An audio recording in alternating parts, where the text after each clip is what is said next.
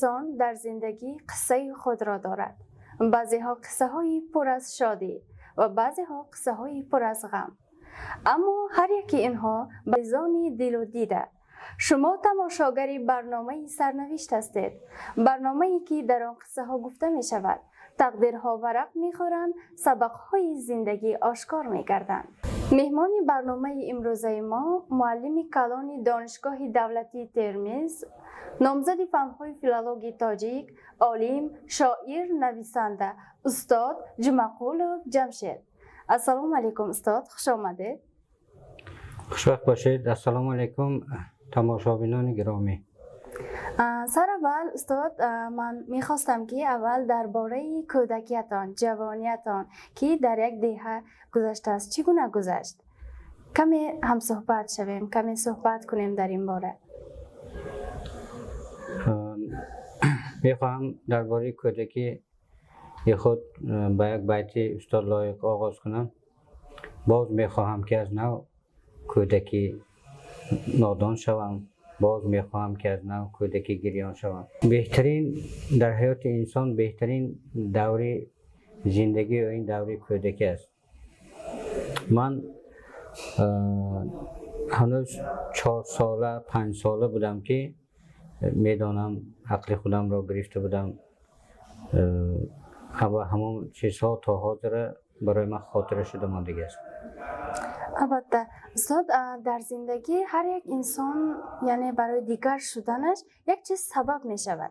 یعنی در زندگی شما عیناً چی سبب شد که اینقدر کوشش کردید، حرکت کردید که تا به موفقیت رسید؟ ما در عائله 13 نفر فرزند بودیم. چقدر خوشبخت بودید؟ 9 دختر و 4 تا پسر. پسری سوم من هستم.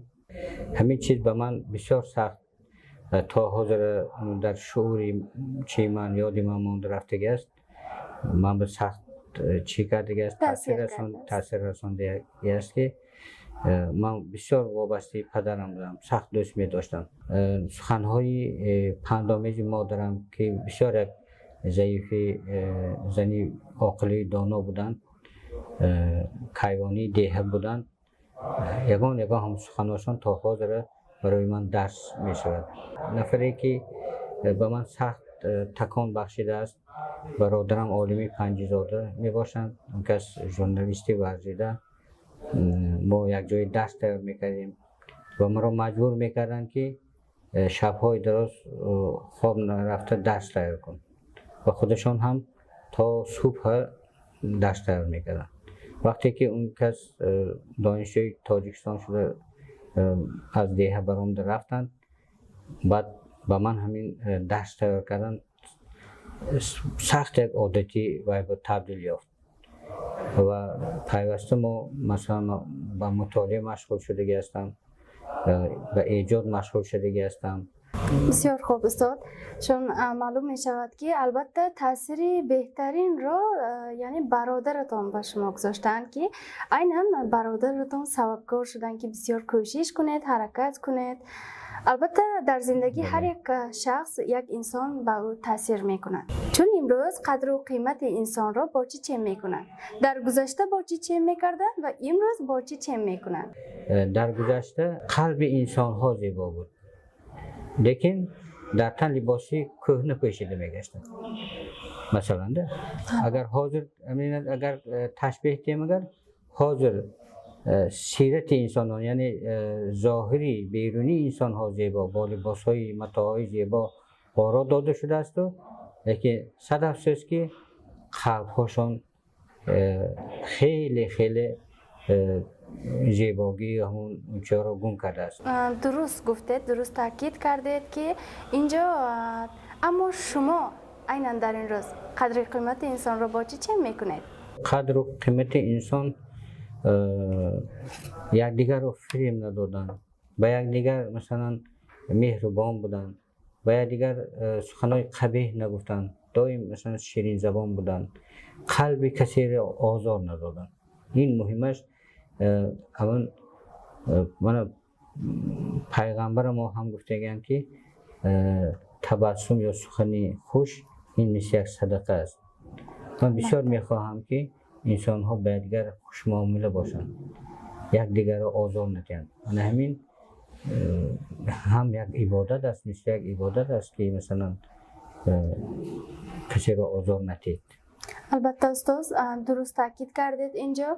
و استاد اگر گوییم که زندگی از رنگ ها عبارت است، رنگ های رنگارنگ، و اینجا شما عیناً زندگی را در کدام رنگ ها میبینید؟ گوییم که 3 تا رنگ را انتخاب کنید، عیناً کدام رنگ ها رو میدیدید در قیاس زندگی؟ ما اصلا رنگ های رو میبینیم که نمیخواهیم، مثلا رنگ سیاه، رنگ غم، رنگ های خیره رو بیشتر میبینیم ده.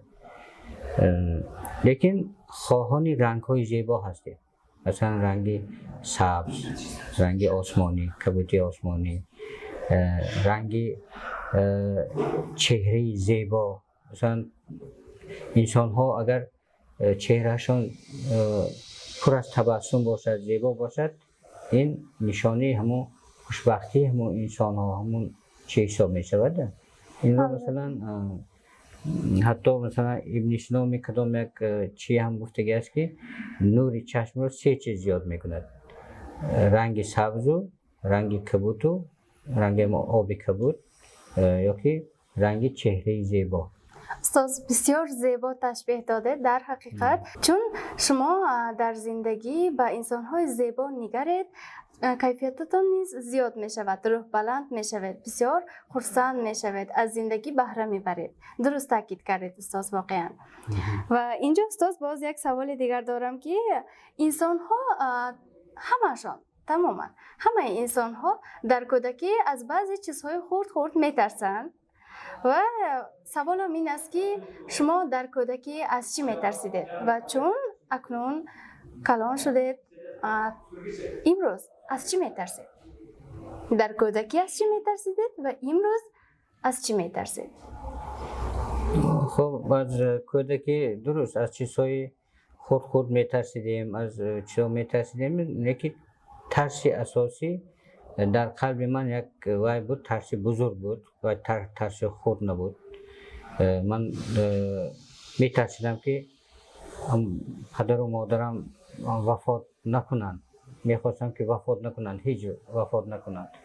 اگر وفات کنند خیال می کردم که من هم نیست میشم و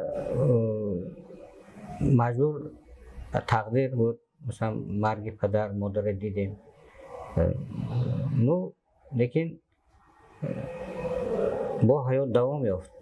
با خدا ما با صبر دادیم، تمکین دادیم، دیگر شدیم با حیات دوای کرد. تا حاضر من گرچنده که پدر و مادرم نباشندم، حس میکنم که روحشان هست، با من هستن. من دایم یک چیز را دوست می داشتم، پدر و مادرم را دعا گرتن دوست می داشتم. حاضر هم یک ترسی بزرگ است که فرزند دارم، نیبیره دارم. من پدر هستم و آیلم هم پدر هم بابا هستید امروز. از یک چیز می ترسم که مبادا این هم حکم تقدیر است، منو همو مادری فرزندام خدا کمتر امکان تید، عمر تید که تا همو فرزندام در نیمه راه نماند. من فقط از همین چیز میترسم. ترسی بزرگی امروزه شما همین است. میترسم که فرزندام تا بابایی رسیده، تا صاحبی یک کار و اون شده نه، ما زنده گردیم، در سایبانی فرزندا شده گردیم. واقعا درست تاکید کردید استاد. و استاد، انسان در زندگی همه یک قصه دارد، یک حکایت دارد. گفتیم که بعضی ها قصه های پر از غم و بعضی ها پر از شادی، اما در زندگی انسان هر یکیش رو هم میبیند. و من گویم که شما در دوره همون دانشجویی چگونه در زندگیتان یک واقعه ها روی داد که هیچگاه از خاطر نمیبراید؟ بیایید از واقعه های یعنی غم انگیز نه، پر از شادی یاد کنیم.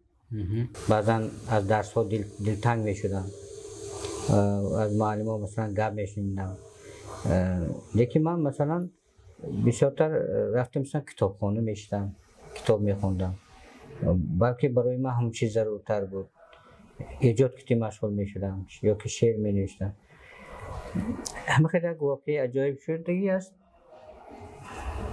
که اون یک درس معلمم و من یک چند درس نومدگی و فنی ادبیات نبود دیگر فن بود این حالت در مکتب میانه هم شده است که من فنی که نمیخواستم اما درس پر نمیدارم البته درست است امروز نیست جوانان نیست همه خیلی هستند چون یک درس رو دوست نمیدارن زود از اون میگریزن تو خیلی طلبی زمان هست هم خیلی بعد من چند وقتم درس پر نامدگیم بعد شکایت شنیدگی درباره من بعد اما معلم من اما برادرم با من سخت جنگ کردن که تو بالات به خیلی معلم شکایت کرده است چی به درسی اون کس پر نرفتاری تو بعد من خوب گفته بعد سحر کتی این واقعی تاریخی شدگی است خودشان بهم چند بار گفتگی اما سحر کتی رفتم ساعتی هفت اون معلم یک همه خیلی معلمی سختگیر بودن که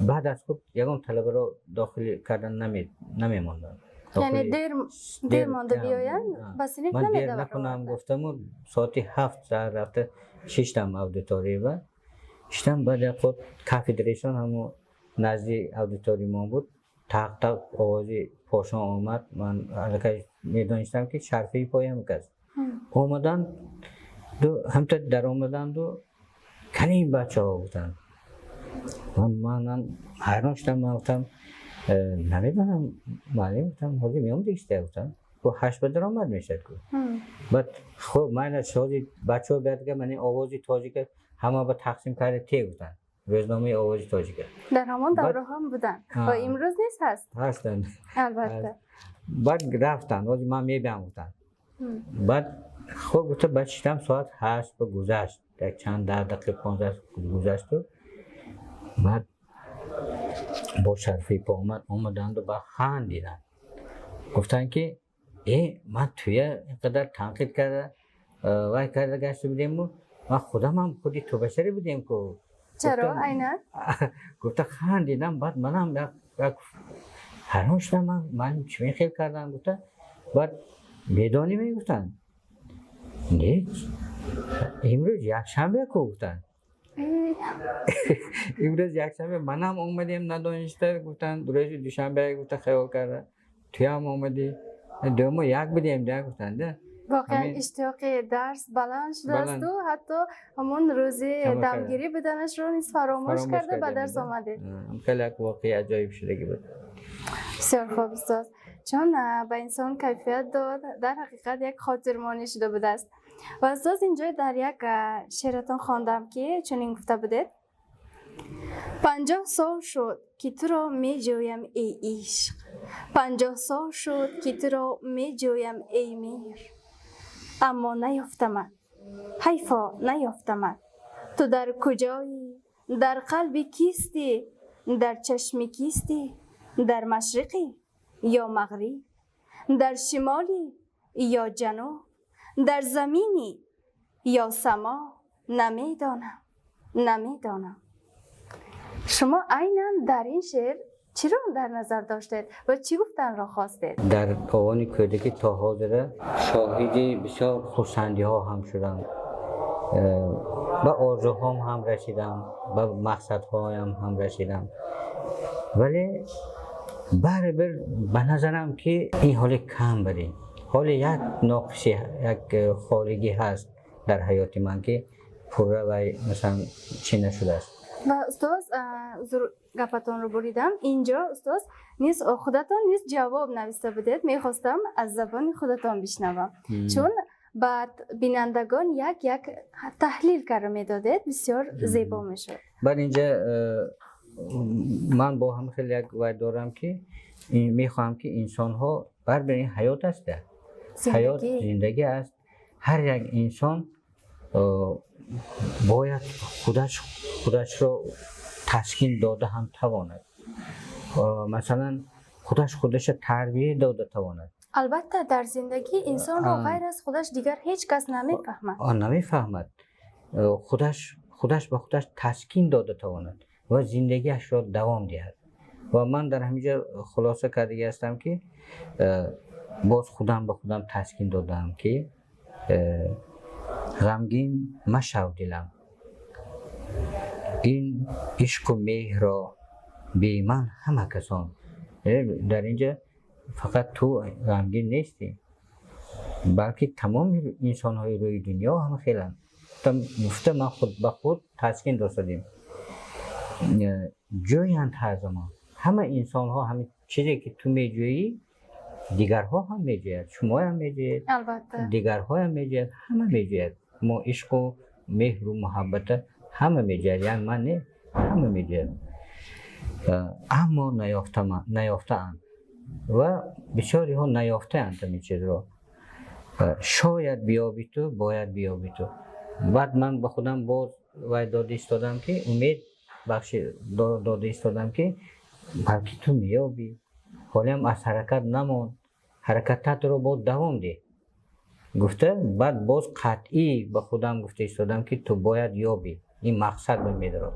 یعنی من همین کتی نایستادنم در کار، باز حرکت کردنم در کار، باز به مقصدهایی که تا این وقت نرسیدم من باید به همون مقصد و مرادهایم باید رسیدنم در کار. باز مقصد گذاشته، باز به خود تسکین داده. البته درست تاکید کردید استاد، واقعا در شعرتان بسیار زیبا گفتید، زیبا تاکید کردید. امیدوارم که به انسان ها این شعر شما خیلی منظور شد و یک تاثیر بخش شده توانست گفته فکر میکنم. و استاد در زندگیتان بهترین نصیحت را از کی گرفتید؟ بهترین آموزگار این خود زندگی است میگن، لیکن من سخنهای مادرم دائم در گوش من صدا میکرد، میگن که انسان باید که وای باشد. مادرم میگفتن که اگر من در خانه هم یک دوتا نان نبرارم خدا من به رزق نمیدهد میگفتن. بسیار انسان سخاوتمند بودن. پدرم هم لقبی مرد داشتن، پنجی یگید میگفتن در دیه. یکی از انسانهای مهمان دوست و سخاوتمند بودن که به همه یاردم داده میگشتن که همون با عوض هوای خدا با آنها رزق میداد. یا که مادرم میگفتن که اگر کسی به تو بدی کند تو باید بسیارتر نیکی کن. ببینید این در حیاتم من همین سخنها را استفاده میکنم، همچون خودم بسیار کرده میمانم.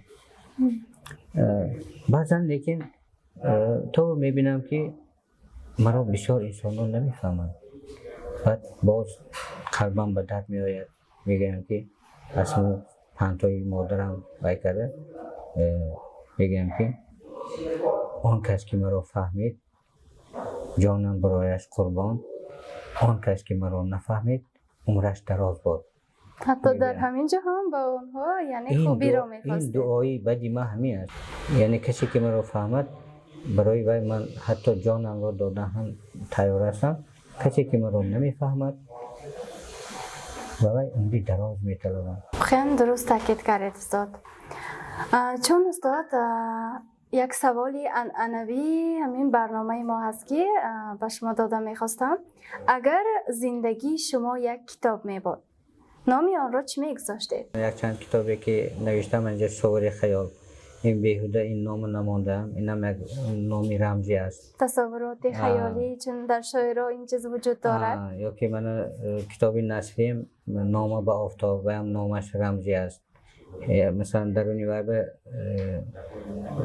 سخنهای همین فلسفی هم خیلی چیزا کتابی وای کرده هستم. یا که حکایه پسیکولوژی حیاتی نو که وای هم یک آرزوی من است. یا که از روزهای بحرانی تا روزهای آفتابی. اگر مثلا شما خواهید که کسی مثلا خواننده خواهد که مرا کشف کند، باید که کتاب‌های مرا خواند. زیبا. اما استاد عیناً همون زندگی که شما تا این روز طی کرده آمده، عیناً همون کتاب را نامش را چی میگذاشته؟ اکو همین مثلا چند نام گفتم ممکن، لیکن بهترینش به فکر من که حیات خودم از کودکی تا آغاز شده تا حاضره، از آرزو تا مقصد باشد. اکو نام از کتاب آرزو تا مقصد. گویا امروز به مقصد خود رسیده؟ نه البته. انسان این آرزو کی پیدا میشه؟ آرزو از کودکی پیدا میشه و بعد شکل میگیره. بعد من همین اکنون سال من آمدم که برای مقصد مبارزه برم. تا این وقت آرزو بود، اکنون انم آرزو به مقصد تبدیل یافته ایستاده است. خود در پیش نقشه های بسیار دارم و اون مقصد های من است که باید با اون خیلی که اینجا گفتم باید یابم، باید به اون مقصد هایم رسم. بسیار خوب استاد. چون میخواستیم از صحبت شما باز هم بهره‌مند شویم، اما چون فرصتی ما کوتاه هست میخواستم که اینجا برای بینندگان عزیز چی گفتم میخواهید به انسان ها، چی گفتم میخواهید به آنها چی گونه مراجعت میکنید؟ مولانا جلال الدین بلخی در بیتشون میگن که دی شهر با چراغ همه گشت که دی شهر از دی و دد ملولم و انسانم آرزوست. چی گفتن رو خواسته است عیناً؟ من همین انسان پروری این بهترین خصلت انسانی است. این تمام شاعرای ما گفتگی‌اند. یا که من سعدی میگه که بنی آدم اعضای یکدیگرند. دیدید؟ یا که رومی در شعری دیگرش میگه که ملت عشق از دیگر دینها جداست، عاشقان را ملت و مذهب خداست. صلح کله وصف کردگنده. انا همین چیز اگر در انسان پروری باشد، همین جمعیت به تمام همین انسان های روی دنیا به من مراجعه کرد میگم که اگر همین انسان ها حقیقی انسان یا دیگرشون رو مثلا دوست دارن، در دنیا هیچ خیلی جای جنگ و جای چیز نمیماند.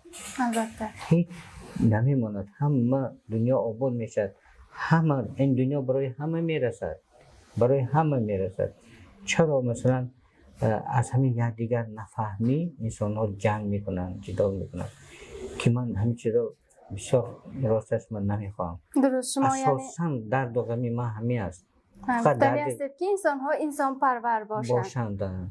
اساساً درد و غمی من همین فقط درد خودم نه، همون درد تمام انسان ها است. میخوام که انسان ها همچون انسان باشند، همون نامشان با لایق باشند. همین یک ارمان من است. بسیار زیبا استاد. درست تاکید کردید واقعا که انسان ها در جامعه انسان پرور باشند، خصلت خوبی انسانی را گم نکنند. تشکر استاد به سخنهای جالب و تاثیر بخش.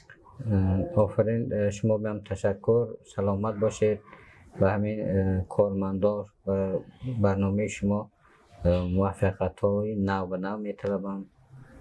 تشکر استاد. سلامت باشید. بینندگان عزیز، این بود برنامه سرنوشت. امیدوارم که صحبت امروزه منظور شما عزیزان شد. خود و نزدیکانتان را دوست دارید، به قدر یکدیگر برسید. خدا حافظ تا برنامه دیگر. سلامت باشید.